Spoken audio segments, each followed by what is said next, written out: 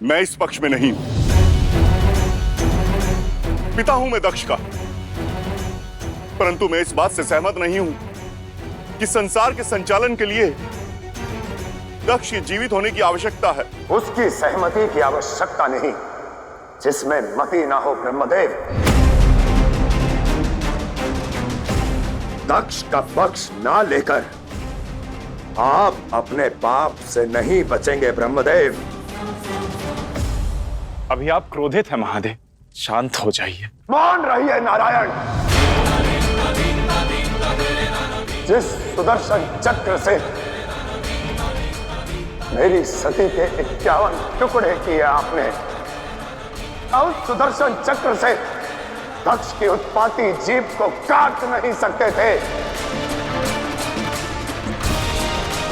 सब मौन थे, तो अब क्यों उस पापी दक्ष के लिए जीवन दान मांग रहे हैं?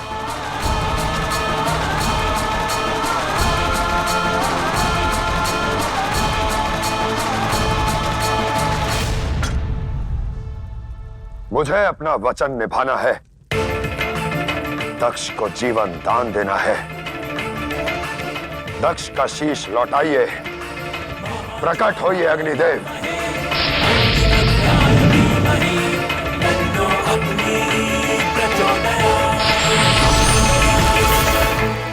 क्षमा करें महादेव, परंतु मेरा गुण धर्म तो जलाना है। जो भस्म हुआ उसे मैं चाहकर भी लौटा नहीं सकता। मैं वचनबद्ध हूं। मेरी सती के आत्मदाह के साक्षी इन लोगों के बीच मुझे नहीं रहना है। इसलिए अति शीघ्र कोई मार्ग दीजिए, अन्यथा मैं आपका ही अस्तित्व मिटा दूंगा।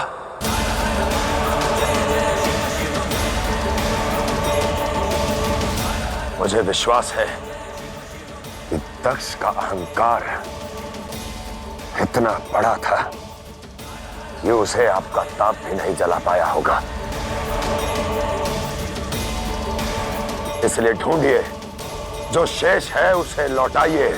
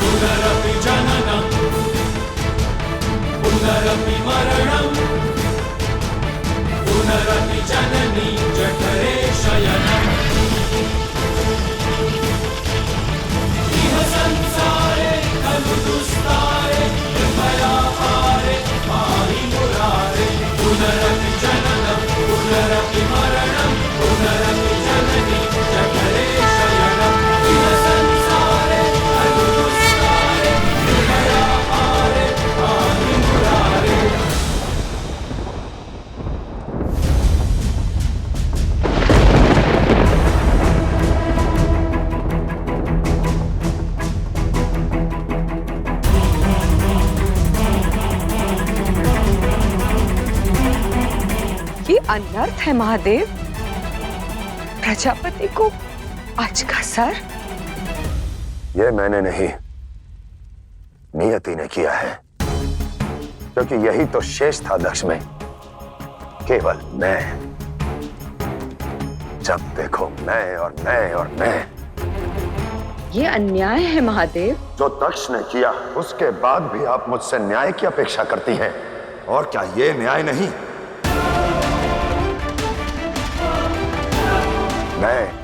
बड़ा था दक्ष का। जब देखो मैं करता रहता था, तो अब जो शीश उसे मिला वो सदैव मैं कर पुकारेगा।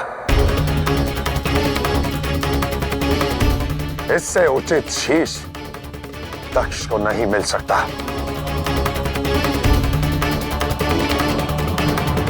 अग्नि का वाहन है अज, और ये बकरे का सिर इसके धड़ पर रहेगा। सदैव इसे स्मरण दिलाएगा कि अपनी पुत्री की मृत्यु का वाहन ये स्वयं बना।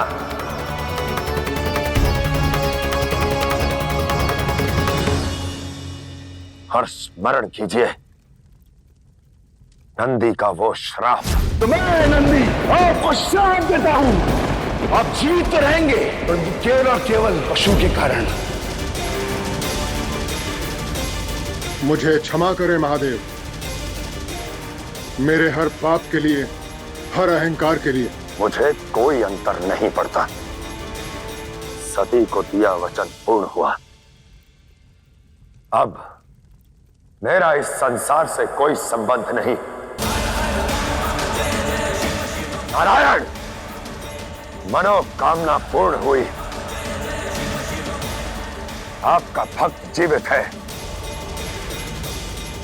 ब्रह्मदेव का मानस पुत्र जीवित है, और संसार चालक दक्ष लौट आया है। यहां संसार के पालक और रचयिता है ही, तो संभालिए अपने इस संसार को। किंतु आप कहां जा रहे हैं महादेव?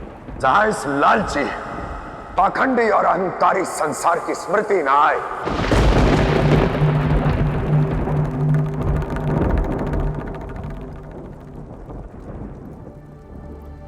इस वैरागी ने एक संबंध जोड़ा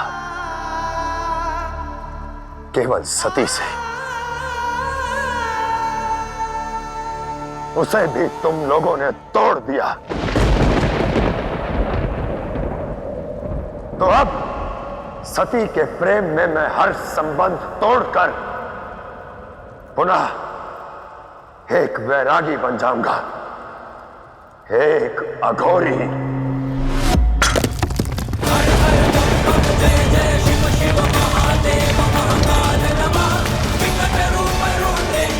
किंतु आपके बिना हम त्रिदेवों की त्रिमूर्ति तो खंडित हो जाएगी महादेव। और इसके उत्तरदायी आप स्वयं है नारायण। कर्मों का फल है ये, भुगतो। और सावधान, यदि किसी ने भी मेरा एकांत भंग करने का प्रयास भी किया, तो मैं उसे भस्मभूत कर दूंगा, फिर चाहे वो कोई भी क्यों ना हो।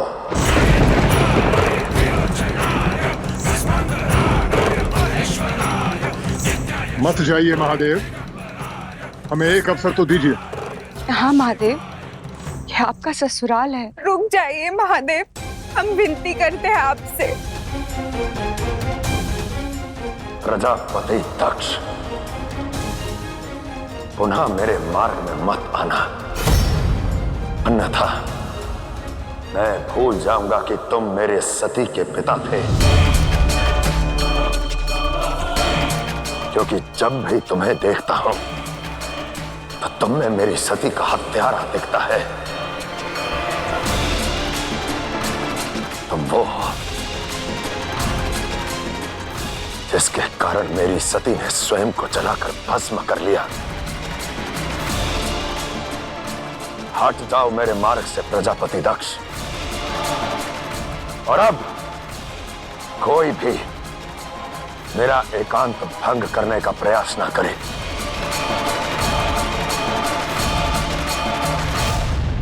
अब मैं पुकारेगा तब भी मैं नहीं आऊंगा।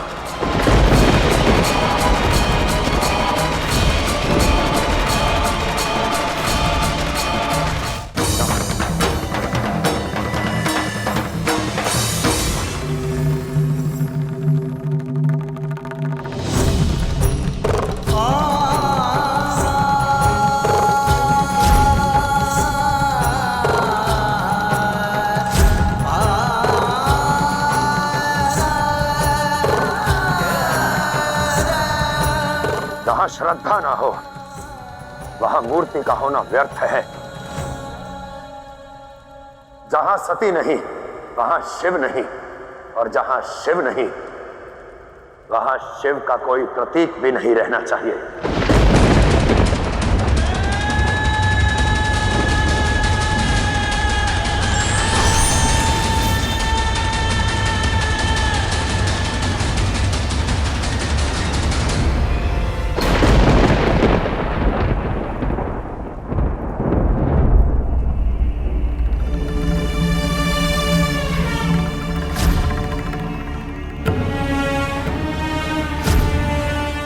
इस पिता के हृदय में सती के लिए प्रेम नहीं था, उसके राज प्रसाद में उसकी कक्ष का क्या औचित्य है?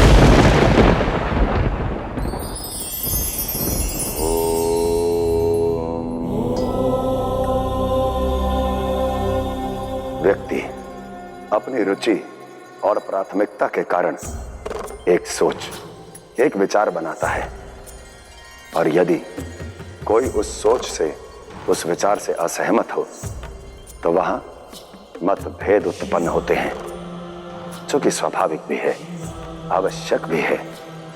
क्योंकि यदि मतभेद ना हो तो इस संसार का संतुलन कैसे बनेगा? परंतु समस्या तब उत्पन्न होती है जब यही मतभेद मनभेद में परिवर्तित हो जाए। मतभेद जहां नए मार्ग खोलता है, मनभेद हर मार्ग बंद कर देता है। इसलिए सदैव जीवन के इस भेद को स्मरण रखना।